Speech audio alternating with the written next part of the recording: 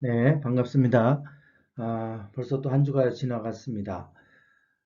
오늘 아홉 번째 시간입니다. 오늘은 사사 시대와 두 왕 이야기에 대해서 함께 공부를 하도록 하겠습니다. 우리 기도하고 시작하도록 하겠습니다. 하나님 감사합니다. 저희들이 성경 말씀을 통해서 우리가 하나님을 어떻게 섬겨야 되는지, 또 하나님께서 우리에게 말씀하시는 바가 무엇인지를 저희들이 분명히 알기를 원합니다. 지식으로만 알지 않게 하시고 우리의 영이 알게 하시고 우리의 마음 중심이 알게 하셔서, 그래서 우리의 삶이 변화되게 하시고 하나님 기뻐하시는 그러한 삶을 살아가는 저희들 되게 해 주시옵소서. 오늘 공부할 때 하나님 모든 공부한 것들이 우리의 마음속에 새겨지게 하시고 그 말씀을 붙들고 우리가 살아갈 수 있는 귀한 은혜의 말씀이 되게 하옵소서. 예수님의 이름으로 기도드리옵나이다. 아멘. 네, 강의 시작하도록 하겠습니다. 우리가 지난주에 광야 이야기에 대해서 공부를 했습니다. 광야 이야기는 먼저 하나님께서 모세를 떨기나무, 시내산의 떨기나무에서 만나시고 부르셔서 이스라엘 백성을 출애굽하는 것에서부터 시작이 됩니다. 하나님께서 이스라엘 백성을 출애굽시키실 때에, 그때에 하나님이 모세를 통해서 하신 말씀, 출애굽의 목적이 출애굽기 3장 12절에 나와 있죠. 가장 중요한 말씀입니다. 이 말씀, 하나님은 뭐라고 하시냐면 이 산에서 하나님을 섬기게 하겠다라고 하는 것입니다. 여기에 보면 이 산이 나오죠. 이 산이 바로 시내산이다 그랬어요. 시내산. 그래서 출애굽의 여정은 시내산으로 인도해 내시는, 이끌어내시는 여정입니다. 이 시내산은 광야에 있다 그랬죠. 그래서 이 출애굽의 여정은 시내산에 도착하고 1년 동안 있으면서 십계명을 받고 성막을 만드는 이 여정이 출애굽기에 기록이 되어져 있습니다. 이 산으로 이끌어내시는 목적은 하나님을 섬기는 데 있습니다. 이 구절에서 가장 중요한 하나님이 출애굽시킨 우리를 구원하시는 목적이 여기에 기록이 되어져 있죠. 자, 이 산, 시내산에 관한 이야기를 지난주에 했습니다. 하나님께서 애굽 땅에서 출애굽시키셔서 시내산으로 이끌어 들이셨는데, 지금까지 많은 사람들이 알고 있기로는 시내산의 위치가 지금 화면에 보이시는 것처럼 저기에 있다라고 생각을 했고, 그래서 저 반도를 시나이 반도, 시내 반도라 이렇게 부르게 됩니다. 그러나 최근에는 시내산이 여기에 있지 않고 미디안 광야에 있다라고 하는 것이 더 많이 폭넓게 받아들여지고 있습니다. 예, 지금 보이시는 것처럼 저 미디안 광야, 사우디아라비아에 있는 미디안 광야에 있다라고 하는 것이죠. 그거와 관련된 것들은 제가 지난주에 사진을 통해서 자세히 설명을 드렸습니다.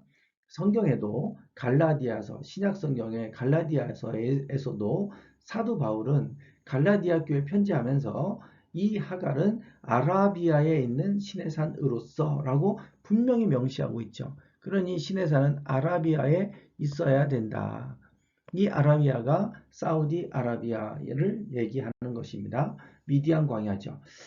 자, 그래서 저렇게 지금 길을 따라 쭉 따라 나오면 누웨이바라고 하는 툭 터진 많이 나오게 되는데, 저 만을 통해서 지금 화살표 방향으로 이렇게 그들이 시내산을 홍해를 건너서 미디안 광야로, 시내산으로 이제 미디안 광야로, 수르 광야로 나가게 된다. 이 누에바만은 폭이 약 9km 정도가 된다 그랬죠. 매우 넓은 이러한 폭입니다. 여기에 이렇게 길이 보이실 겁니다. 길이 따라서 이렇게 넓은 툭 터진 만이 여기에만 있습니다. 뭐 전체가 다 이런 만이 있으면 우리가 그럴 수도 있겠다고 생각할 텐데, 여기에만 이렇게 넓은 누에바 만이 있고, 자, 그래서 이 누에바 만으로 이렇게 이제 출애굽을 하게 되는데요. 여기를 이렇게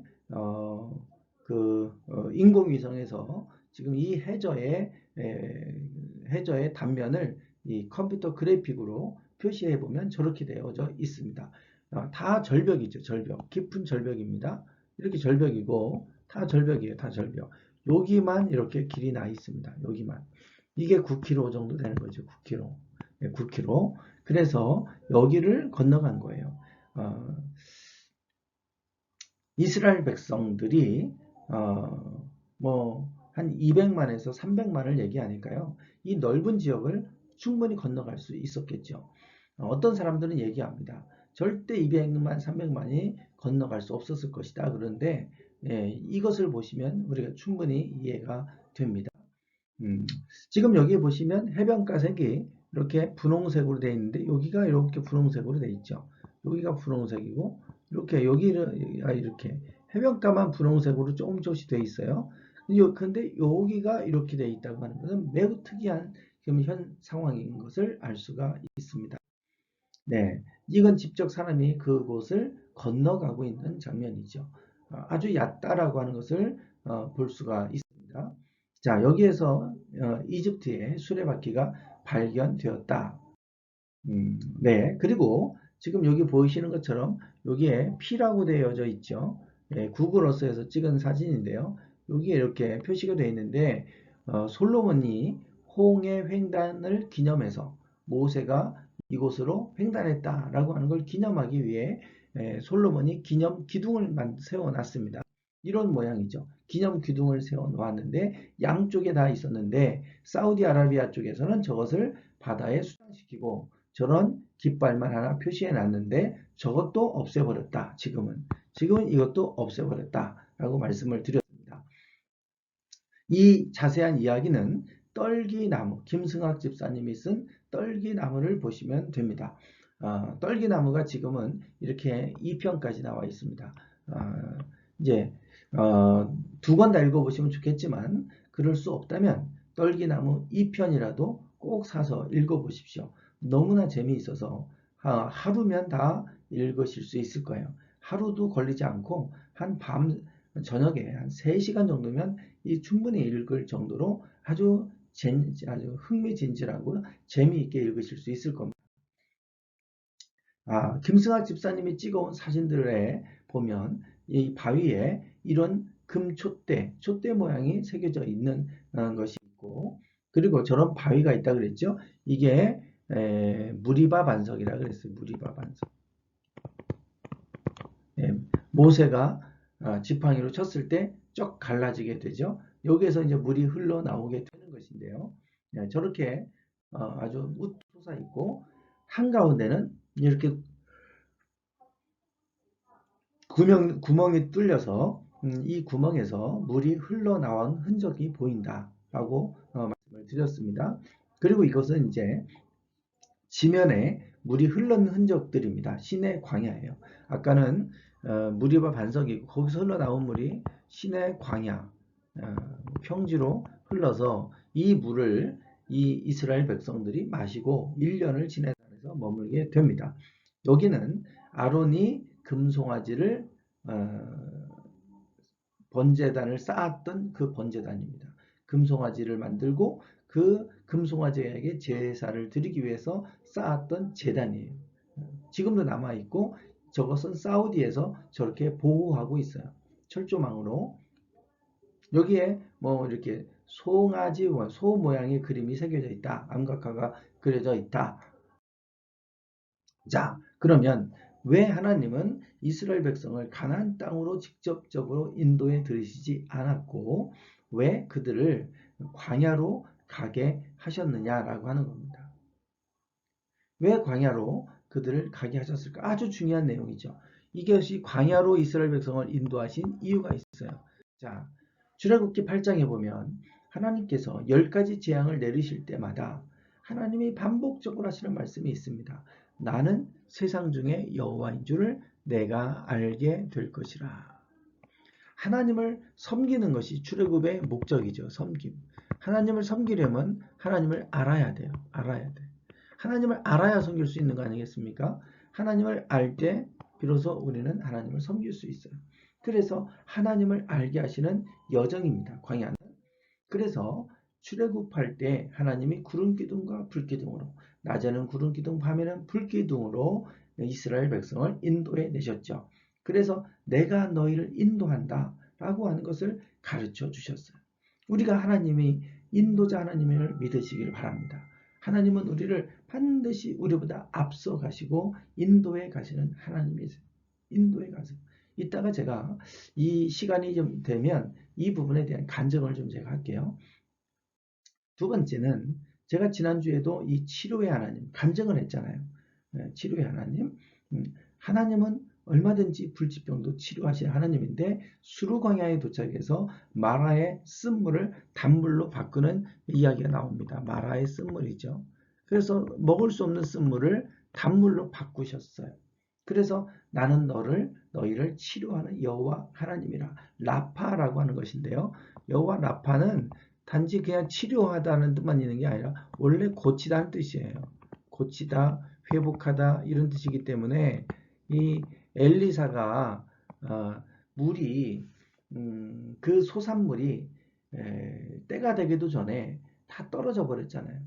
그때에 엘리사가 그 물의 근원에 가서 소금을 던졌더니 물이 바뀌어 버렸어요. 그때부터 소산물이 떨어지지 않았습니다. 그때 그 물의 근원을 고쳤다라고 성경은 말하는데 그게 라파입니다. 즉 우리 몸의 질병만 고치는 게 아니라 우리의 상황과 형편과 모든 상태를 바꾸는 것이 라파예요. 여러분의 환경에 바뀌어야 될 부분이 있다면 여호와 라파의 하나님을 의지하시고 기도하십시오. 하나님 고쳐주시도록. 우리의 가정의 환경을 바꿔주시기를 위해 기도하시고 여러분의 삶의 환경을 바꿔주시도록 여러분 기도하세요. 왜? 하나님은 여호와 라파, 고쳐주시는, 회복하게 하시는 하나님이시기 때문입니다. 자, 그리고 두 번째 광야는 신광야입니다. 여기에서 하나님은 만나를 내려주셨죠. 이 만나와 메추라기를 내려주셨는데 중요한 것은 만나와 메추라기가 아니더라도 하나님은 우리를 공급하시는 하나님이신데 그걸 알려주기 위해서 어떻게 하셨냐면 날마다 그날 먹을 양만 거두게 하셨어요. 이틀 3일치 거둬봐야 그 다음날 되면 썩어버리겠습니다. 날마다 하나님의 공급을 의지하고 날마다 하나님이 공급해 주시는 것을 통해서 하나님이 공급자이심을 알게 하시려고 한 거예요. 그런데 중요한 것은 6일째는 이틀치 먹을 것을 거두게 했죠. 왜? 7일째는 안식해야 되니까. 안식해야 되니까. 이 안식일에는 아무 일도 하지 않게 하셨어요. 그 대신에 그 전날 2배를 거두게 하셨습니다. 그래도 그 안식일에는 이틀이 되어도 썩지 않게 하셨잖아요. 이거를 통해 하나님이 공급자이심을 보여주시는 거예요. 우리가 어떤 분들은 그 일 때문에 혹은 학원 공부한다고 주의를 범하는 사람들이 있어요. 참 안타까운 일입니다. 하나님은 우리를 어떻게 복 주시는가? 창세기 말씀을 우리가 앞에서 하면서 복에 관한 이야기를 했어요. 복을 주시는 원리가 있다 그랬어요. 어떻게 하나님 복을 주시느냐? 구별하시는 거예요. 그걸 거룩이라 그러죠. 거룩. 하나님이 7째 날을 거룩하게 하사 복되게 하셨으니. 그래서 하나님은 7일 중에 6일 중에 7일 중에 하루를 거룩 구별하셔서 그 날을 통해 복을 주시게 하셨습니다. 그러니 하나님이 복 주시는 이 날을 우리가 까먹고 7일 중에 하루는 7분의 1이 아니에요. 7분의 1이 아니라 그랬잖아요. 7분의 1이 아니라 이 하루는 나머지 6일을 복되게 100배, 60배, 30배 결실을 맺게 하는 날이기 때문에 이 날을 중요하게 여겨야 될 거 아니겠어요? 그래서 하나님이 내가 너를 공급한다.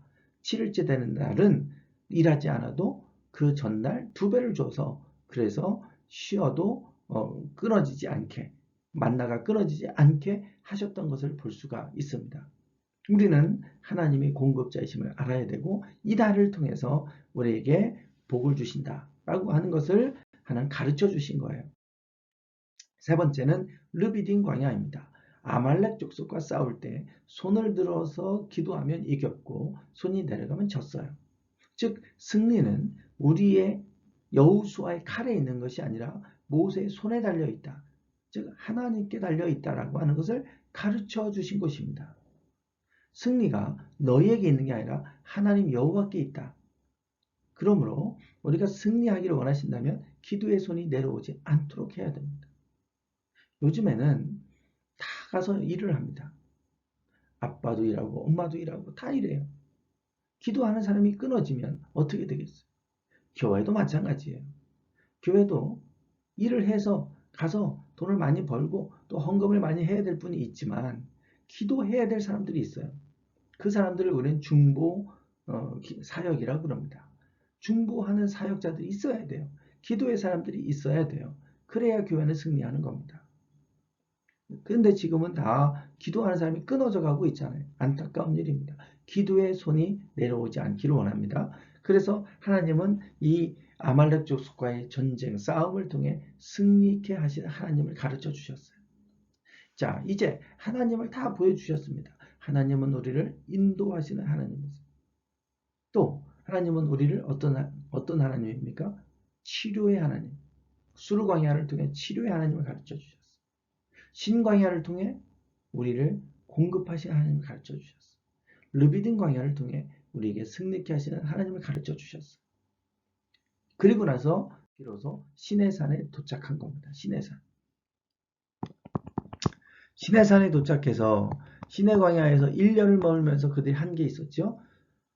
10계명을 주셨어요. 10계명. 그리고 성막을 짓게 하셨죠. 성막. 이게 하나님을 섬기는 방법 두 가지입니다. 우리가 어떻게 하나님을 섬길까? 하나님의 말씀에 순종함으로 섬기는 것이고 하나님 앞에 예배하는 것이 섬기는 것이다. 이 두 가지예요. 두 가지. 그래서 이 두 가지가 창세기서부터 계속해서 이어지고요. 구약성경 전체에 이 두 가지가 흘러갑니다. 이 두 가지는 반드시 잊어버리시면 안 돼요. 이제 하나님의 말씀에 순종하는 삶을 사는 것. 그리고 하나님을 무슨 일이 있어도 경배하고 예배하고 예배하는 것. 이것이 하나님을 섬기는 겁니다. 그리고 나서 이 준비가 다 끝났을 때 이제 가나안 땅으로 가게 하신 건데 이스라엘 백성들이 이 바란 광야에 와서 그들이 정탐꾼을 보내게 됩니다. 하나님을 신뢰하지 못하는 거죠. 하나님이 가라고 하는데 정탐꾼을 보낸 거예요. 그 정탐꾼들이 가서 보고 가서 그들이 악평을 하게 됩니다. 거인족을 봤기 때문에 그렇죠. 이런 큰 거인족 사진을 제가 지난주에 보여드렸잖아요. 그 거인족을 보고 나서 그들은 두려움에 떱니다. 그들 보기에 우리는 메뚜기 같다고 얘기했어요. 메뚜기 같다. 이 말을 듣고 회중들은 악평했고 여호수아와 갈렙을 돌로 치려고 했어요. 여호수아와 갈렙은 전혀 다른 고백을 했죠. 그들은 우리의 먹이라 그랬어요. 먹이라고. 왜? 하나님이 우리와 함께 하신다. 거인족을 봤지만 그보다 더 크신 하나님을 본 것입니다. 그래서 이 여호수아와 갈렙은 하나님을 봤잖아요. 하나님이 보이면 아무것도 문제가 되지 않습니다. 여러분 왜 문제가 될까요? 문제? 우리가 염려하는 이유. 왜 염려합니까? 그것이 문제가 되니까 염려하는 거예요. 답을 알면 염려가 됩니까? 답을 알면 염려가 되지 않아요. 답을 모르니까 염려하는 거예요. 해결책을 모르니까 염려하는 거예요. 답을 안다면 그것은 문제가 안 됩니다. 문제는 답이 안 보이니까 문제가 되는 거예요. 하나님이 보이면, 더 크신 하나님이 보이면, 그러면 그 환경은 아무 문제가 되지 않습니다. 왜? 하나님 안에 답이 있잖아요. 하나님이 안 보이니까 문제가 되는 거고요. 하나님이 안 보이니까 염려하는 거예요. 하나님을 알면 문제될 게 없어요. 하나님을 알면 염려할 게 없어요. 그래서 아무것도 염려하지 말라고 그러잖아요. 우리가 믿는다고 하는 게 무엇입니까? 믿음은 하나님이 우리와 함께 하신다는 걸 믿는 거 아닙니까? 그러면 그 하나님이 나와 함께 하심을 믿는다면 어떤 것도 문제가 되지 않고요. 어떤 것도 염려가 되지 않아요. 우리에게 염려한다는 것은 왜 염려합니까?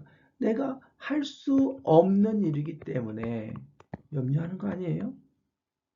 내가 할 수 없는 일이니까 염려하는 거잖아요. 내가 할 수 있는 일이라면 염려 안 합니다. 그러면 생각해 보세요.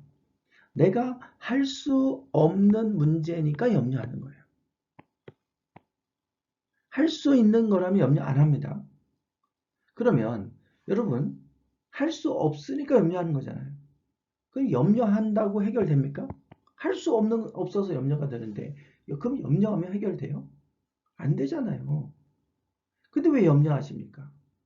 염려한다고 너희 길을 한 자라도 더 할 수 있겠느냐? 예수님이 그러셨어요.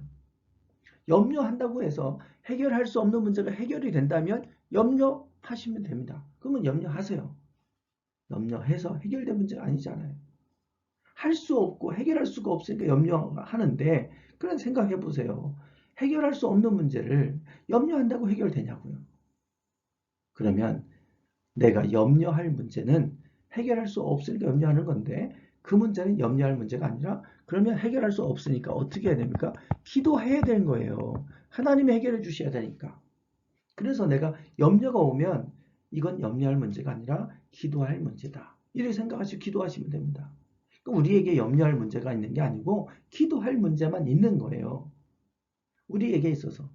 그래서 염려할 것이 있으면 염려를 멈추고 아무것도 염려하지 말고 오직 모든 일에 기도와 간구로 너희 구할 것을 감사함으로 하나님께 아뢰라. 그리하면 모든 지각에 뛰어난 하나님의 평강이 너희 마음과 생각을 지키시리라. 그랬습니다. 분명히 말씀하잖아요. 아무것도 염려하지 말고 오직 모든 일에 기도와 간구로. 염려할 문제, 우리에게는 염려할 문제가 있는 게 아니고 기도할 것만 있는 거예요. 문제도 마찬가지. 문제가 있다? 아니에요. 우리에게는 문제가 있는 게 아니라 기도가 있는 겁니다. 기도. 아, 이거는 기도할 문제구나. 염려하는 마음이 오면 기도하세요. 그러면 됩니다. 그러면 우리의 마음의 평강과 생각을 지켜주신다 그랬잖아요. 우리 마음의 염려의 불안한 마음을 평강으로 하나님 바꿔주시는 걸 기도하면. 그래서 왜? 하나님이 보이니까 기도하면. 기도하면 하나님이 보이거든요. 기도하면. 그러니까 염려가 사라질 수밖에 없어요. 이해되십니까? 여호수아 갈렙의 이 사건, 정탐꾼 사건은 너무 중요한 거예요. 이 12명의 정탐꾼들이 보고한 내용, 그 얘기는 10명 대 2명으로 이렇게 나눠지는데 이 똑같은 것을 봤는데도 이렇게 나눠지고요. 하나님을 그동안 계속 보여주셨는데도 악평하고 원망하잖아요.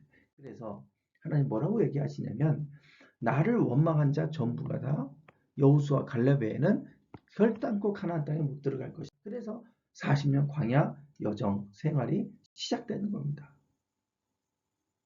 우리가 지난주에 이 광야 이야기를 나눴는데 너무나 중요한 이야기.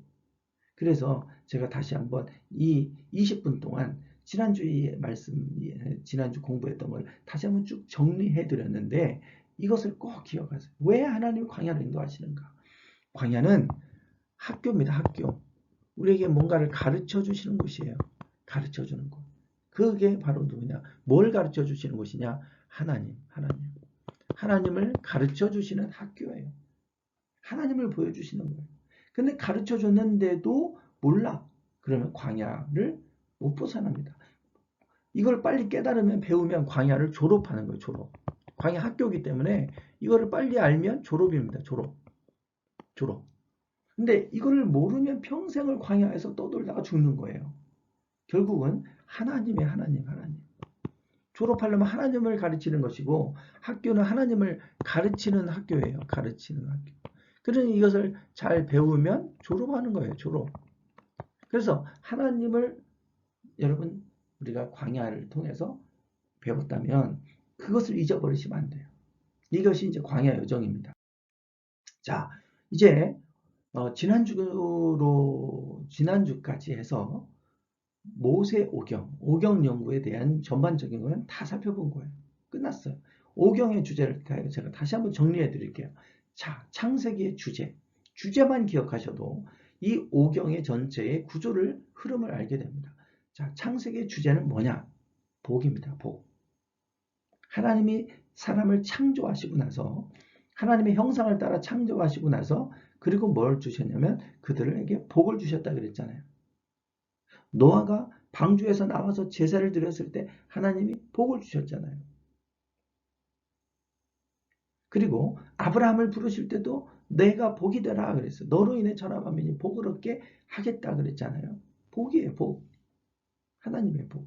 우리는 복을 받아야 사는 존재입니다. 우리는 하나님의 복을 받아야 사는 존재예요. 그래서 우리에게 복을 말씀하시고 또 우리에게 복을 받아야 되는 거예요.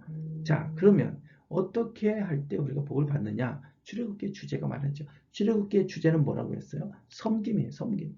이 산에서 나를 섬기리니 이것이 내가 너를 보낸 증거니라 그랬잖아요. 섬기는 거예요, 섬김. 그러면 자, 이 섬기는데 어떻게 섬기냐? 시내산에서 두 가지를 가르쳐 주셨죠. 하나는 십계명, 하나는 성막. 그래서 요 성막은 제사에 관한 거예요. 그래서 레위기는 제사법인데 레위기에 가장 많이 등장하는 단어가 있다면 거룩입니다. 거룩. 거룩은 구별이에요. 구별. 우리가 어떻게 거룩해지느냐, 어떻게 구별해지느냐, 그게 바로 제사를 통해서예요. 우리는 제사를 통해서 구별됩니다. 우리가 행위로 구별되는 게 아니에요. 우리 행위로 구별되는 게 아니고 하나님을 섬기는 제사 드리는 것으로 구별되는 거예요. 하나님을 예배하는 것으로 우리는 구별됩니다. 이게 레위기에서 그래서 우리에게 제사법을 구체적으로 이렇게 제사라고 가르쳐 주시는 것이고 신명기는 우리가 지켜야 될 계명을 말씀해요. 계명.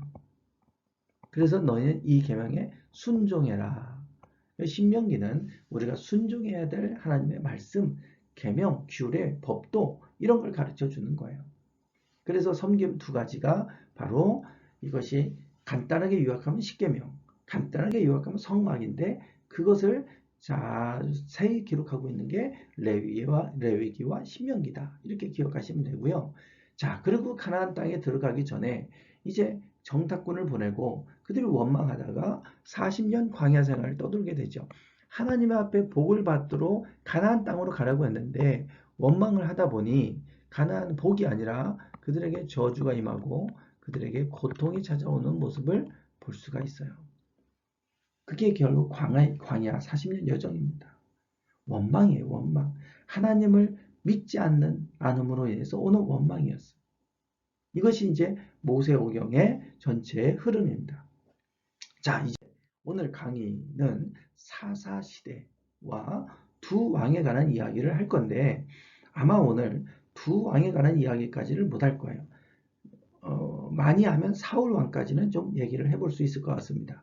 다음 주에 다윗 왕, 사울 왕과 다윗 왕을 좀 더 구체적으로 비교를 해드리고 그렇게 할 수 있을 것 같습니다. 오늘은 이제 사사시대와 사울왕, 사사시대에서 왕정시대로 넘어가는 과도기에 사울왕까지의 이야기를 좀 해보려고 합니다. 여호수아와 갈렙에 의해서 그들은 가나안 땅에 들어가죠. 요단강을 건너고 가나안 땅에 들어가게 되는데 이 가나안 땅에 들어가고 나서 가나안 땅을 정복하고 그 땅을 12지파에게 분배를 해주게 됩니다. 12지파에게 분배를 해주게 되는데요. 지난주에도 에브라임 지파와 유다 지파를 좀 주목해서 보시라고 말씀을 드렸어요. 그것이 왜 그렇게 중요한지는 제가 다음 주에 이것을 아마 설명을 드릴 수 있을 것 같습니다. 일단 여호수아와 갈렙이 지도자가 돼서 그 땅에 들어가죠. 여호수아가 에브라임 지파고 갈렙이 유다 지파다. 이렇게 제가 말씀을 드렸잖아요. 이렇게 되는 거예요. 나중에 이것이 이제 이렇게 한 덩어리로 북이스라엘, 여기는 남유다, 이렇게 북과 남으로 갈라지게 되죠. 그래서 이렇게 두 개 이제 앙숙 관계로 바뀌게 됩니다. 결국은 여호수아 갈렙, 에브라임 대 유다 이렇게 이제 이 구도로 가게 되기 때문에 기억하시라는 거예요. 하나님께서 모세를 통해서 계속해서 하신 말씀이 있어요. 가나안 땅에 들어가면 너희를 인도할 가나안 땅에 풍속과 규례를 따르지 말아라. 그리고 내 법도를 따라라. 이렇게 말씀하셨어요. 절대 그들의 풍속을 따르지 마라. 그들이 한다고 해서 그들을 따라가지 말고 너희는 나의 명령과 내 규례를 지켜서 행해라. 이렇게 말씀을 하고 계십니다. 그리고 또 가나안 땅에서 그들이 섬기는 우상에게 절하지 말아라. 그것들을 섬기지도 말아라 그랬어요. 나를 미워하는 자를 하나님은 그 죄를 3대와 4대까지도 이르게 할 것이다 그랬어요. 그러나 하나님을 사랑하고 하나님의 계명을 지키는 자에게는 1000대까지 은혜를 베풀어 주겠다 그러셨어요.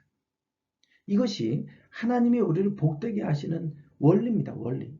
하나님을 사랑하고 하나님을 계명을 따라서 살아가면 이게 바보 같은 것 같지만 절대 바보 같은 게 아니라 하나님이 우리를 복되게 하시는 비결이라는 거예요. 이것을 하나님이 모세를 통해 가르쳐 주고 계세요. 아까 레위기에서 신명기에서 말씀하고 있잖아요. 지금.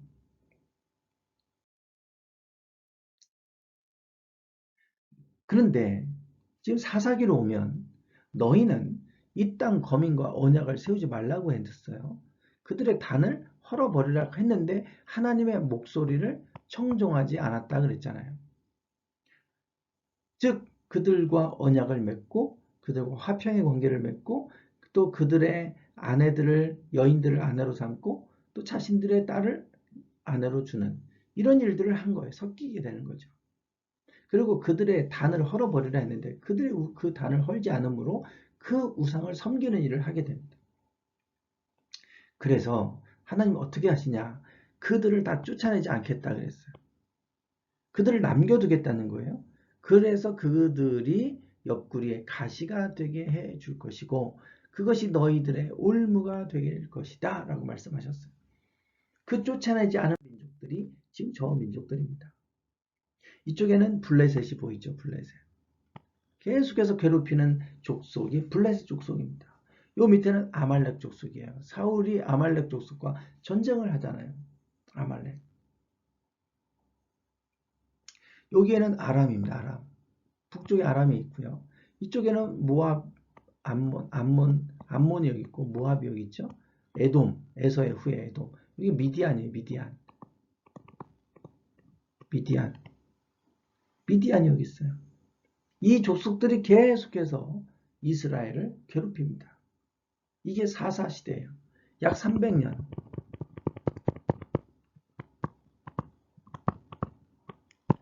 그리고 12명의 사사가 등장합니다. 12명. 12명의 사사가 등장해요. 이게 이제 사사기의 내용이죠. 자, 그러면 여기에 아주 중요한 말씀이 나오는데 여호수아가 그 땅을 차지하고 여호수아가 사는 날 동안 그리고 사는 날 동안에 여호수아 뒤에 생존한 장로들 즉 그 세대예요. 가나안 땅을 정복했던 그 세대들은 여호와께서 이스라엘을 위하여 행하신 모든 큰 일을 본 자들은 여호와를 섬겼다 그랬어요. 그 사는 날 동안 여호와를 잘 섬겼대요. 여호와를 잘 섬겼대. 문제는 그 다음이죠. 이스라엘 자손이 여호와의 목전에서 악을 행했고 바알을 섬겼고 또 하나님을 버렸대요. 그리고 다른 신들을 따라서 바알 여호와를 버리고 바알과 아스다롯을 섬겼다고 얘기하잖아요. 왜 이렇게 섬겼냐? 2장 8절하고 10절에 보면 여호수아가 죽고 나서 그 세대 사람도 다 조상들에게로 돌아갔다. 다 죽었다는 거예요. 그 후에 일어난 세대는 여호와를 알지 못했다. 자, 우리가 광야 학교에 대해서 앞에서 말씀을 드렸습니다. 왜 광야로 인도하셨는가? 하나님을 가르쳐 주시기 위해서 광야로 인도하셨다 그랬어요. 다 알려주신 다음에 출발했는데 그래서 결국은 그 세대가 여전히 하나님을 모르고 악평을 하다가 40년 광야에서 죽었어요. 그 다음 세대가 여호수아와 갈렙과 함께 가나안 땅에 들어갔는데 또 여기 가고 하나님을 잃어버렸어요. 하나님을 잘 섬기면 1000대까지도 하나님이 은혜를 베풀어 주신다 했는데 가나안 땅에 들어가서 하나님을 잃어버렸어요. 그래서 그 후에 일어난 세대는 여호와를 알지 못했다고 그러잖아요. 이 알지 못했다는 것은 지식적으로 몰랐다는 게 아닙니다. 지식적으로는 다 알고 있었어요. 마음으로 하나님을 잃어버린 거예요. 마음으로.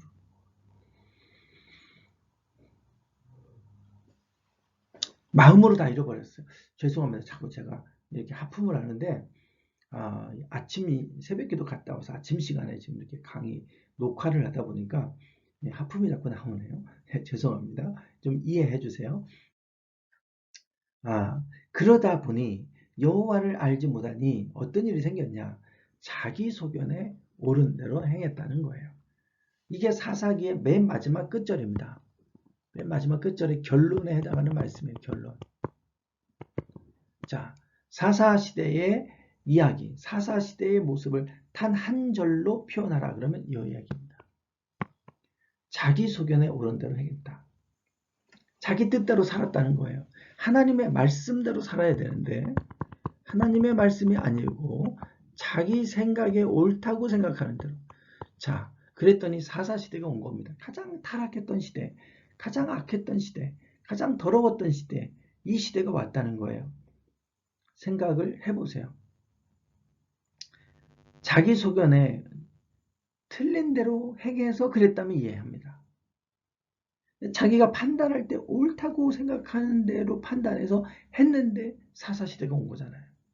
가장 악했던 시대가 온 거잖아요. 이것은 우리에게 무엇을 가르쳐 줍니까?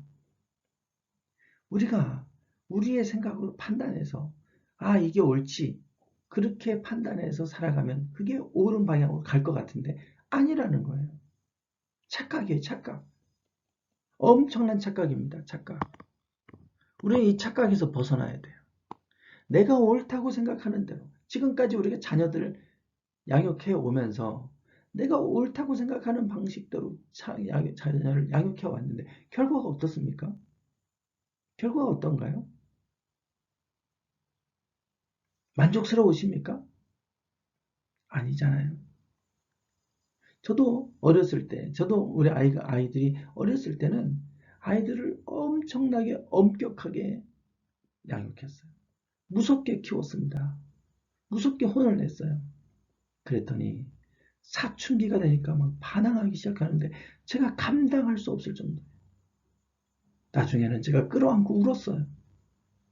아이가 상처가 얼마나 많은지. 아이 앞에서 제가 용서를 구해서 잘못했다고. 왜냐하면 어렸을 때 준 상처가 내면에 가득 쌓여가지고 분노가 얼마나 가득한지를 제가 봤어요. 저는 아이를 잘 키운다고 하나님 앞에 똑바른 모습으로 키운다고 저는 그렇게 했는데 결과적으로 아이를 병들게 했고 망가지게 했고 영혼을 깨뜨려 놨더라고요. 제가 철저히 용서를 구했습니다. 잘못했다고. 금방 풀어지지 않아요. 그러고 나서 그 다음부터는 내버려 뒀어요. 내버려 뒀어요. 지금은 많이 치유가 됐고 많이 회복됐어요. 저는 그 과정을 통해 알았어요. 내가 옳은 대로 해야 한다고 하는 것이 절대 옳은 것이 아니었구나. 이 사사시대가 그런 시대였어요. 그래서 우리가 하나님의 뜻을 구해야 되는 이유가 여기에 있습니다. 왜 다윗이 위대한지 다음 주에 보게 될 텐데 다윗은 하나님의 뜻을 늘 구하는 사람이었어요. 사사시대는 자기 소견에 옳은 대로 행했던 시대였습니다. 그래서 이렇게 타락했어요. 얼마나 타락했는지 그 장면을 보여주는 결정적 장면 3개가 있어요. 3개. 뒤에 나와요. 뒤에. 12명의 사사 이야기가 다 끝납니다. 사사 이야기가 끝나고 그 다음에 맨 마지막에 요거는 사사기에서 나오죠. 사사기 2개. 2가지가 나오고 이거는 사무엘상에 엘리의 2 아들에 관한 이야기가 나와요. 자, 16장까지는 12명의 사사들에 관한 이야기가 나오고 17장부터 이제 2가지 사건이 나오는데 하나는 미가의 신상 이야기입니다. 미가의 신상 이야기. 자, 이 배경을 보세요. 에브라임 산지라고 그러죠? 에브라임 그러면 누구를 생각해야 됩니까? 여호수아. 즉 사사시대까지는 여호수아를 중심으로 하는 에브라임이 중심이었다. 이스라엘의 중심은 에브라임이다. 이렇게 생각하시면 돼요. 그 에브라임 산지에 누가 있었냐면 미가라고 하는 사람이 있었는데 어머니의 돈 1,100을 훔쳐갑니다. 아들이 미가가. 그러니까 어머니가 어느 날 은 1,100을 잃어버렸어요. 그래서 이것을 훔쳐간 사람을 저주합니다. 이 미가가 저주한 말을 듣고 양심의 가책을 느끼고 그 훔쳐간 은 1,100을 어머니에게 도로 갖다 줘요.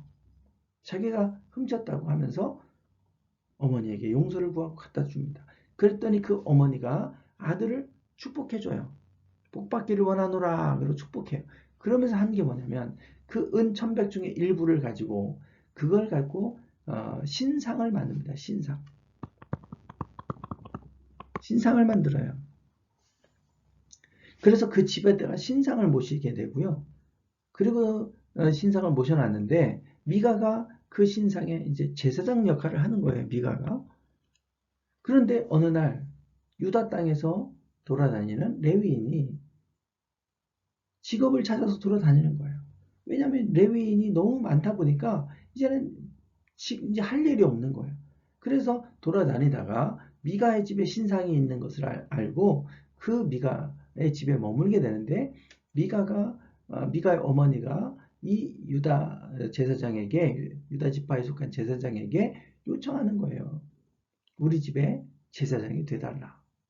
그래서 그 집의 제사장이 되어줍니다. 이게 그 시대의 모습이에요. 하나님을 섬겨야 되는 사람들이 집에다가 신상 만들어 놓고 그리고 나서 그 제사장들, 레위인들이 그 신상을 모신 집에 월급 받고 거기에서 그 제사장 역할을 해주는 이런 이야기가 미가의 신상 이야기입니다. 레위인 첩사건 얘기인데요. 역시 마찬가지로 에브라임 산지에서 일어난 일인데 어떤 레위 사람이 에브라임 산지에 사는 레위인이에요. 그런데 유다 땅 베들레헴에서 첩을 맞이하게 됩니다. 첩을 데려다가 첩을 뒀어요. 지금 레위 사람 제사장이 거룩하게 구별되게 살아야 될 사람이 첩을 두고 사는 거예요. 지금 그 첩을 두고 사는데 이 첩이 그냥 무슨 뭐 부부싸움을 했는지 모르겠지만 첩이 유다 땅 베들레헴 아버지 집으로 그냥 가버립니다. 그래서 이 레위인이 데리러 간 거예요. 잘 설득해갖고 구슬러서 데리고 옵니다. 근데 이제 에브라임 산지 땅으로 돌아가는 길에 하룻밤을 머물러야 되는데 기부하라고 하는 곳에서 이제 머물면 베냐민 땅 기부하라고 하는 곳에서 머무는데 그 집에 들어갔더니 그 마을 사람들이 나와서 그 사람을 이끌어내라 우리가 상관하겠다 그런 거예요. 그러니까 이 첩을 대신 내줍니다. 밤새도록 그들이 욕보여서 첩은 결국 새벽에 죽게 됩니다. 아침에 일어나서 나가보니까 첩이 죽어 있어요. 그 레위인이 그 죽은 첩을 데려다가 12토막을 내가지고 12지파에게 다 보내서 이런 일이 있었다라고 했더니 다른 지파 사람들이 분노하고 베냐민 지파를 쳐서 모든 남자들을 다 죽이는 이러한 아주 암울한 이야기가 기록이 되어 있어요.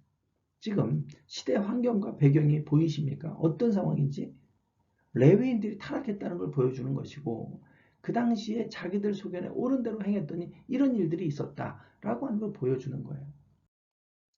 또 하나는 레위의 엘리 제사장 마지막 사사이죠. 마지막 사사라기보다는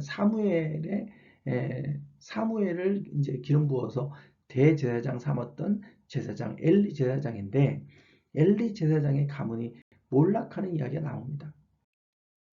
엘리 제사장의 두 아들 홈리와 비느하스가 얼마나 타락했는지를 얘기하고 있는데요. 사무엘상 2장에 보면 그들은 하나님 앞에 제물로 바치려고 했던 그 제물을 자기네들이 억지로 뺏어다가 그들이 다 태운 후에 먹어야 되지만 태운 후에 먹지 않고 그냥 날것으로 갖다가 먹었어요.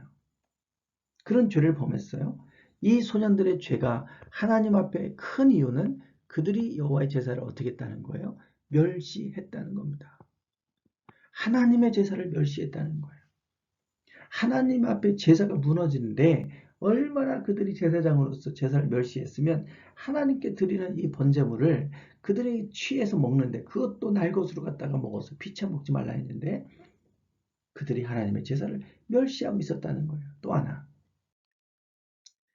엘리가 매우 늙었더니 그 아들들이 온 이스라엘에게 행한 모든 일과 회막문에서 수종되는 여인과 동침하였음을 엘리가 들었다는 거예요. 여러분 회막문에서 수종되는 여인이 왜 갑자기 등장합니까? 왜 회막문에서 레위인이 회막에서 그 제사의 일을 하는 사람들은 레위인인데 왜 갑자기 여인이 등장합니까? 여인이 왜 등장하죠? 이 여인들이 어떤 여인입니까? 이 장면을 보시면 이것이 올림픽 때 그리스 아테네에서 이 성화를 체화하는 장면이에요. 태양으로부터 온 불을 받아서 이것을 가지고 태양신이 온 인류를 밝힌다는 그러한 의식을 하기 위해서 이렇게 하는 겁니다. 그 성화를 전 세계를 들고 다니면서 뛰지 않습니까? 올림픽 할 때. 이 사람들이 다 누구냐면 여사제들이에요. 여사제. 그리스 신전에 있는 여사제. 이 사람들이 뭐 하는 사람들인 줄 아십니까? 사람들이 와서 제사를 드리면 이 여사제와 관계를 맺습니다. 그렇게 하는 이유는 그렇게 할 때 그 풍요의 신이 풍요가 임한다고 보는 거예요. 그게 그 당시 가나안 땅과 고대 근동 지방에 있었던 그 당시에 신전에서 있었던 모습입니다. 이 가나안 땅의 풍습이 이스라엘 땅 성막 안에도 들어온 거예요. 수종도는 여인들이 들어와서 거기에서 동침하는 일이 있었잖아요. 이런 일이 있었던 거예요. 여러분 하나님의 성막을 더럽혀도 이렇게 더럽혀졌어요. 사사시대에 얼마나 더럽혀졌는지를 우리가 알 수 있지 않습니까? 이런 상황인 거예요. 결국은 하나님은 엘리 가문을 벌하셨죠. 블레셋과의 전쟁에서 결국은 패했고 엘리의 두 아들 홈리와 비느하스가 법궤를 들고 나갔다가 법궤도 뺏기고 그 자리에서 전사하고 그 소식을 들은 엘리는 의자에 앉아 있다가 충격을 받아서 뒤로 넘어졌다가 목이 부러져 죽는 그런 일이 있었어요. 그래서 사사시대가 얼마나 암울했는지 얼마나 악했던지를 보여주고 있잖아요. 자, 이제 이런 상황이 오다 보니까 이스라엘 백성들이 우리에게 왕을 달라 요구합니다. 우리가 왕이 없어서 이렇게 외부의 나라로부터 공격당하고 압제를 당한다고 본 거예요. 원래 이렇게 압제당한 이유는 하나님을 잘 섬기지 않아서 그런 건데 그들은 이거를 왕이 없어서 그렇다고 생각한 거예요. 그래서 우리에게 왕을 달라. 그래서 가장 먼저 초대 왕으로 세워진 사람이 사울 왕이죠. 사울 왕. 자, 사울 왕에 대한 얘기를 할 텐데 최초로 가장 먼저 이제 왕으로 세움받은 매우 명예로운 거 아니에요? 가장 첫 번째 초대 왕이 됐으니까. 그런데 이 초대 왕인 이 사울이 버림을 받게 됩니다. 버림을 받게 되는 결정적 사건이 두 가지가 있죠. 제사의 실패와 불순종 두 가지예요. 자, 어디서 많이 본 얘기잖아요. 제사의 실패는 가인과 아벨, 불순종은 선악과 이야기. 또 모세로 가면 순종은 십계명, 제사는 성막. 자, 이렇게 되는데 사울 왕 때 와가지고 이 두 가지가 이제 무너지게 됩니다. 이게 언제냐면요. 사울이 왕이 된 지 2년째. 2년째면 왕이 되고 그 다음 해를 얘기하는 거예요. 그 다음 해에 사울이 사무엘상 13장에서 블레셋과의 전쟁이 일어날 때 제사에 실패하는 이야기가 나옵니다. 그때 블레셋과 전쟁할 때 지금 병거가 블레셋의 군대는요. 병거가 3만이었어요. 마병만 6천. 병거는 여러분 탱크 같은 거 생각하시면 돼요. 그 당시 탱크. 마병은 말이죠. 말 타는 사람만 6천 명. 그리고 군사는 해변에 모래같이 많았다 그랬어요. 그런데 사울의 군대는 고작 2,000명에 그것도 이 비교가 안 되잖아요. 게임이 안 되잖아요. 병사들이 두려워서 다 2,000명도 얼마 안 되는데 다 도망가고 600명 남은 상황이에요. 거기다가 사무엘은 정한 기한 안에 오지 않아요. 1회, 7일을 기다리면 온다고 했는데 7일을 기다려도 사무엘이 오지 않아요. 그래서 사울이 했던 것은 자기가 제사를 드려버린 거죠. 번제물 갖고 와라. 그래서 자기가 제사를 드려버렸어요. 제사를 마쳤을 때 사무엘이 왔죠. 당신이 무슨 일을 했습니까? 그랬을 때 사울이 하는 얘기는 내가 어쩔 수 없이 부득이하여 번제를 드렸습니다. 부득이한 상황은 우리가 앞에서 봤어요. 지금 군대가 다 두려워서 2,000명밖에 안 되는데 그 사람들도 다 도망가고 600명 남았단 말이에요. 600명 가지고 저 거대한 블레셋 군대와 맞서서 어떻게 싸웁니까? 저들이 쳐들어오면 막아낼 방법이 없어요. 그래서 하나님의 앞에 은혜를 입어야 되니까 하나님의 도우심을 받아야 되니까 자기가 제사를 드렸다는 거예요. 어쩔 수 없이 곧 있으면 저들이 밀고 들어올 텐데 그들을 막을 방법은 없고 하나님의 은혜를 입어야 되겠으니 자기가 제사 드렸다는 거예요. 부득이해서. 정말 부득이해서 이렇게 했을까요? 아닙니다. 이거 핑계예요. 핑계. 우리가 되게 다 부득이해서 어쩔 수 없이 그랬다고 하는 거 보면 다 핑계입니다. 다 핑계예요. 두 번째는 불순종이죠. 아말렉과 싸울 때 하나님이 진멸하라 그랬어요. 다 남김없이 다 죽이라 그랬어요. 사람이든 짐승이든 어떤 것도 취하지 말고 다 죽여라. 그런데 그들이 좋은 것을 취했어요. 좋은 것으로 길갈에서 취했다 그랬잖아요. 양과 소를 가지고 왔어요. 사무엘이 또 이 양의 소리는 무엇입니까? 그랬더니 여호와께 제사하려고 가져왔다는 거예요. 여호와께 제사하려고. 이거 핑계입니다. 핑계. 변명이에요. 핑계. 이건가요? 아이? 변명. 변명입니다. 변명. 그래서 이 상황에서 사무엘이 하는 얘기가 뭐냐? 여호와께서 번제와 다른 제사를 그의 목소리를 청종하는 것을 좋아하신 같이 좋아하시겠습니까? 순종이 제사보다 낫고 아무리 그렇게 좋은 것을 취해서 하나님께 제사 드리려고 취했다고 하지만 하나님은 그런 제사보다 순종을 더 기뻐하십니다. 그러니까 순종이 제사보다 더 낫다니까 더 중요하다는 얘기가 아니에요. 여기에서 말하는 거는 하나님의 말씀을 어겨가면서까지 그렇게 해서 불의한 방법으로 드리는 제물, 제사 기뻐하시지 않는다 이겁니다. 순종을 더 기뻐하신다는 거, 이 상황에서는. 그래서 이 두 가지 때문에 사울은 버림을 받게 됩니다. 자, 이것을 제가 두 가지를 다 부득이해서 어쩔 수 없이 또 하나님께 좋은 것을 제물로 바치려고 다 핑계다, 변명이다 그랬잖아요. 사울 왕을 버리신 결정적 이유가 역대상 10장에 나오는데 이렇게 돼 있어요. 사울의 죽은 것은 여호와께 범죄했기 때문이래요. 어떤 범죄? 저가 여호와의 말씀을 지키지 않았고 신접한 자에게 가르치기를 청했다는 거예요. 무당에게. 여호와께 묻지 않았고 신접한 자에게 가르치기를 청했다 이거예요. 항상 하나님께 묻고 하나님의 뜻을 구하고 살아야 되는데 하나님이 아니라 무당 찾아간 거예요. 무당.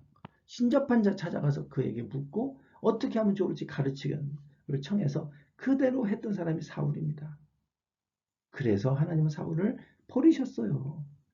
그러니까 사울이 제사를 드리는 게 부득이해서 그럴 거라고 생각하지만 아니에요. 그 마음 중심에 하나님이 없었어요. 그러니까 자기 마음대로 저렇게 하는 것이고 다 핑계라고 하는 이유가 바로 여기에 있습니다. 이제 마지막 마무리를 하겠습니다.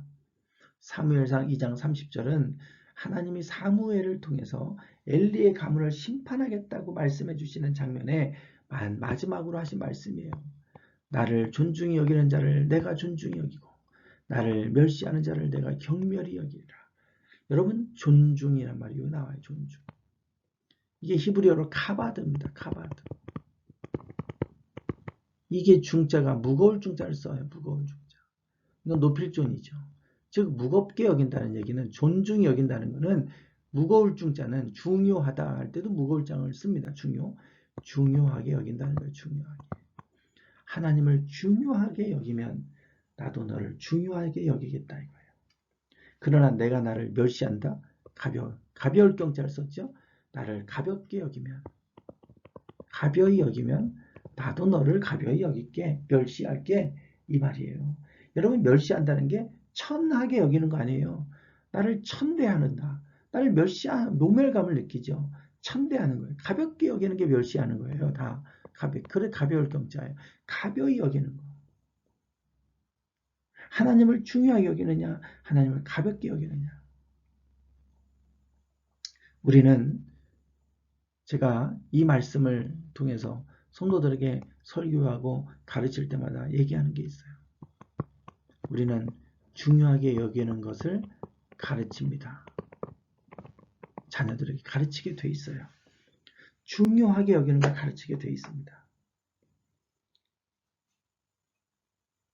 중요하게 여기지 않는 것은 안 가르쳐요. 아니, 못 가르칩니다. 중요하게 여기는 만큼 가르치는 거예요. 신앙, 하나님을 중요하게 여기는 사람은 하나님을 가르쳐요. 하나님을 중요하게 여기지 못하는 사람은 하나님을 가르치지 못합니다. 이해가 되십니까? 저는 중요하게 여긴 게 있어요. 아이들 어릴 때부터 중요하게 가르친 게 있어요. 인사하는 거. 어른들 만나면 인사하게 해요. 인사해야지. 인사해야지. 그래서 무슨 일이 있어도 어른들에게 인사하는 거는 제가 항상 중요하게 가르쳤어요. 인사하면 인사해야지. 인사시키고. 그런데 우리 교회 아이들 중에는 저를 봐도 인사 안 하는 애들이 많아요. 그냥 쳐다만 봐요. 아니 목사님이면 인사하고 그래야 되잖아요. 안 해요. 그럼 제가 야 목사님 보면 인사해야지. 인사를 제가 가르쳐요. 근데 그 다음에 또 보면 안 해요. 볼 때마다 야 너 인사해야지 왜 인사 안 하냐? 몇 번을 얘기해도 또 보면 또 인사 안 해요. 습관이 되지 않아서 그래요. 가르치지 않았기 때문에 그런 거예요. 부모가 안 가르쳤다는 건 부모가 그걸 중요하게 여기지 않았기 때문에 그런 겁니다. 신앙생활도 마찬가지예요. 저는 인사를 중요하게 여겼고 또 하나 중요하게 여긴 게 예배를 중요하게 여겼어요. 예배. 그래서 무슨 일이 있어도 예배는 무너뜨리지 않게 했습니다. 예배. 제가 중요하게 여기니까 저는 그걸 가르친 거예요. 공부 안 해도 돼. 그래서 저희 아이는 고3 때도요. 수요일 와서 예배 다 드렸고 금요일 저녁 기도회 다 와서 다 했어요. 다 했습니다. 학원요? 그 시간은 다 뺐어요. 무조건 예배하는 시간은 철저히 지키게 했어요. 중요하게 여긴 거, 중요하게. 우리가 하나님을 그렇게 중요하게 여기면 하나님이 우리를 어떻게 여기신다고요? 중요하게 여겨주신대요. 하나님이 여러분을 중요한 사람으로 여겨주길 원하세요? 그러면 하나님을 먼저 중요하게 여기시면 돼요. 하나님을 중요하게 여기는 게 뭡니까? 하나님을 예배하는 거예요. 하나님의 말씀을 중요하게 여기면 돼요. 하나님을 여러분 중요하게 먼저 여기시면 하나님이 나도 너를 존중히 여긴다 그랬잖아요. 그래서 저는 우리 아이들 예배, 토요일 날 가정 예배를 밤 12시에 드렸다고 제가 말씀드렸죠. 토요일 12시. 왜냐하면 저희 첫째 아이가 대성고등학교 대안학교 거기 대안학교 아니 자사고였죠. 자사고. 대성고에 기숙사 생활을 했어요. 그러면 금요일 날 저녁에 옵니다. 기숙사 생활하다가. 그러면 핸드폰을 하나도 하지도 못하고 있다가 금요일 저녁에 오니까 마음이 풀어져요. 그리고 주일날 저녁에 들어가요. 그러니까 핸드폰 할 수 있는 시간은 금요일 저녁하고 토요일 저녁밖에 없는 거예요. 그러니까 토요일 막 저녁 늦게까지 새벽 4시까지 이 핸드폰을 하면 그 다음날 주일날 어떻게 되겠어요? 꾸벅꾸벅 졸아요. 안 되겠다. 예배가 안 되겠다. 그래서 밤 12시가 되면 가정예배를 드리고 그 전까지는 핸드폰을 마음대로 해도 되는데 그 다음부터는 다 끊어버린 거예요. 인터넷도 끊어버리고 와이파이 끊어버리고 아무것도 안 돼. 예배 끝나면. 그리고 온전히 다음날 예배를 드리도록 하게 한 겁니다. 무슨 일이 있어도 예배는 빠지지 않고 최선을 다해 예배 드릴 수 있도록 저는 가르쳤어요. 학원 시험 기간에 학원 뭐 아무 필요 없어요. 중요하지 않았어요. 우리 첫째 아이가 일본 대학에 유학을 갔습니다. 고등학교 때 뭐 제가 학원 보내거나 그러지 않았어요. 그런데 어릴 때부터 일본 애니메이션을 좋아해서 일본 무슨 뭐 이런 방송 같은 거 찾아보고 하더니 그냥 일본어를 해요. 그러면서 그냥 유창하게 합니다. 자기는 일본이 좋대요. 그래서 자기는 대학도 일본으로 가고 싶대요. 그러더니 혼자 일본어를 이제 준비해서 이제 자기를 가겠다고 하는 거예요. 그래서 그럼 그렇게 해라. 그러나 조건이 하나 있다. 일본의 국립대를 가지 않으면 아빠는 못 보내준다. 사립대는 너무 비싸서 보내줄 돈이 없다. 국립대를 간다면 보내준다. 이렇게 했어요. 저는 일본의 국립대 들어가기가 그렇게 어려운 줄 몰랐어요. 서울대 수준입니다. 일본의 국립대는요. 각 지방마다 국립대들이 다 하나씩 있어요. 그런데 그 지방에 있는 국립대는 다 서울대 수준 되는 애들이 가는 거예요. 그만큼 어려워요. 미국도 그러잖아요. 주립대. 그러면 얼마나 어렵습니까? 들어가기가. 일본이 국립대가 그런 수준인 거예요. 그런데 제가 국립대 아니면 안 돼. 그러니까 얘가 원서를 냈는데 4개를 냈어요. 다 국립대만 넣었어요. 나중에 알고 보니까 보통 애들은 2개 국립대 넣으면 2개는 안전하게 사립대를 넣더라고요. 사립대는 그냥 웬만하면 다 됩니다. 정말 도쿄대 같이 그런 데 아니면 웬만하면 사립대 다 갈 수 있어요. 돈이 비싸서 그렇지. 그러니까 국립대가 안 될 것을 대비해서 뭐 사립대를 2군데를 넣어요. 근데 저희는 그냥 4군데다 국립대를 넣었어요. 국립대를 넣었는데 인문계여서 경영학과 3군데, 나머지 하나는 법대를 하나 넣었어요. 법대.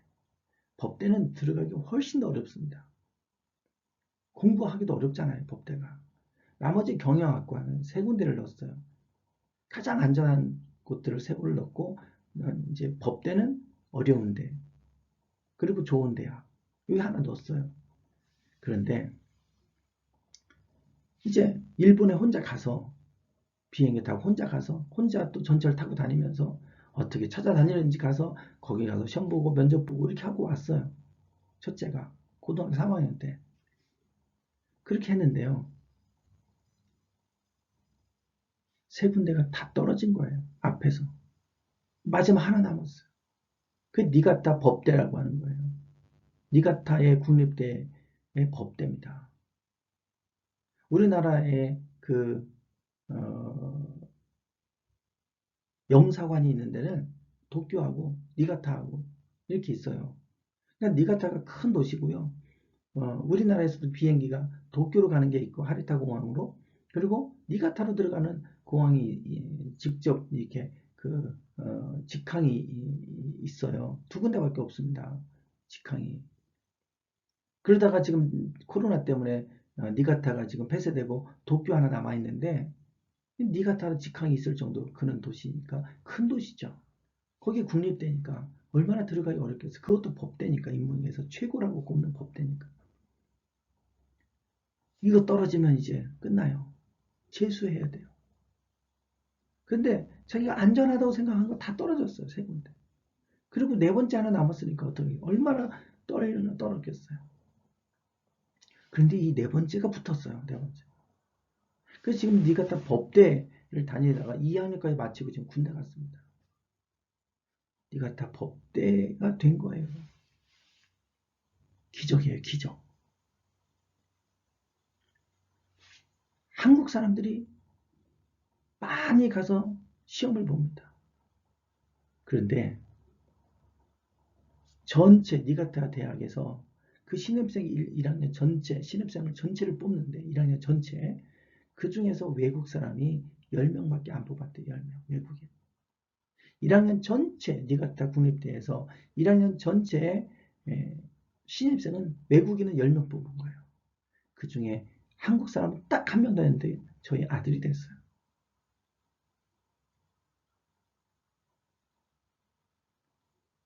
자기보다도 점수가 더 높은 형들은 다 떨어졌어요. 자기는 점수가 안 되는데 면접에서 된 거예요. 면접에서. 인터뷰에서. 그 나중에 학교 다니면서 자기를 면접했던 교수님에게 왜 저를 합격시켜줬냐고 물어봤대요. 그랬더니 네가 이 학교를 가장 잘 열심히 다닐 학생인 것 같아서 너를 뽑았다 그러더래요. 근데 성적이 아니라 면접에서 아주 좋은 점수를 받아서 된 거예요. 제가 일본에 간다고 할 때 저는 어느 대학에 가는 게 중요하지 않았어요. 그냥 뭣도 모르고 국립대 아니면 안 돼 그랬던 건데 지금 생각해보면 진짜 무식했던 거죠. 그거 다 떨어졌으면 어떻게 할 뻔했겠어요. 저는 어느 대학 가는 게 중요하지 않았어요. 정말 제가 중요하게 여겼던 건 뭐냐. 일본은 기독교를 믿는 나라가 아니잖아요. 교회들이 거의 없어요. 가면 신앙을 까먹을 것 같아. 저에게 가장 중요한 것은 하나님, 예배할 수 있는 곳으로 가게 해주세요. 우리 아이가 예배할 수 있는 교회에서 예배 드릴 수 있는 그 대학으로 갈 수 있게 해주세요. 그렇게 기도했어요. 다 떨어지고 니가타 국립대에 붙었다고 했잖아요. 합격하고 나서 가장 먼저 저의 관심은 교회인데 교회가 니가타 대학에서 차로 10분 거리에 있었어요. 여러분은 지금 이것이 어느 정도인지 이게 놀라운 일인지 모르실 겁니다. 우리 감리교에서도 일본에 선교사들이 많이 가 있어요. 그런데 선교사들이 물어보니까 니가타시, 도쿄시 뭐 이렇게 우리는 현이라고 하죠. 현. 우리는 충청남도에 교회 하나 있는 선교사님 한 분이 있고 교회가 하나 있어요. 감리교회 하나. 충청북도에 교회 하나 있고요. 전라남도에 교회 선교사님 한 분의 교회 하나 있고 이런 식인 거예요. 그러니까 그 교회 우리 경식이가 다니는 교회는 10분 거리인데 거기에 다니는 교인들은 2시간, 3시간씩 차를 끌고 운전해서 옵니다. 운전해서 와요. 그렇게 멀어요, 교회가. 근데 경식이는 학생이라 운전할 수가 없잖아요. 그러니까 교회 찾아다니려면 이것이 막 버스 타고 전철 타고 3시간, 4시간, 5시간을 가야 된다. 얘가 가겠냐고요. 하나님이 딱 10분 거리가 되는 학교에 붙여놓으셨어요. 그게 가장 좋은 니가타 국립대 법대인 거예요. 지금 로스쿨까지 합격해서 이제 졸업하면 로스쿨로 바로 직행합니다. 일본에서 그래서 변호사 될 거예요. 그 과정을 지금 밟고 있는 겁니다. 하나님의 예배를 가장 우선시 했더니 하나님이 가장 좋은 대학으로 붙여주셨어요. 하나님을 중요하게 여기면 하나님이 그 사람을 중요하게 여기시고 높일 존재, 높여주세요. 우리가 하나님을 높이면 하나님이 나를 높여주시고 내가 하나님을 중요하게 여기면 하나님이 나를 중요하게 여겨주세요. 여러분 믿으십니까? 그러나 하나님을 가볍게 여기면 보잘것없는 거 가지고 신앙 팔아먹고 보잘것없는 거 가지고 하나님 부인하고 우리가 그렇게 가볍게 여기면 하나님도 나를 가볍게 여기신다 그래요. 그게 멸시입니다. 멸시. 엘리의 두 아들 홈리와 비느하스가 하나님을 그렇게 가볍게 여겼어요. 제사를 멸시했다 그러잖아요. 그랬더니 결국은 그 가문이 몰락하고 말았어요. 사울도 마찬가지입니다. 하나님을 존중히 여기지 못하고요. 하나님을 가볍게 여긴 거예요. 제사를. 그러니까 자기 마음대로 제사를 드려버리고 이러잖아요. 오늘 우리가 하나님을 존중히 여기시길 축원합니다. 그러면 하나님께서 여러분을 높이시고 또한 중요하게 여겨주실 줄 믿습니다. 기도하겠습니다. 하나님, 사사시대 그리고 사울왕 이 시대의 모습을 통해서 그 시대가 얼마나 타락했던지를 보았습니다.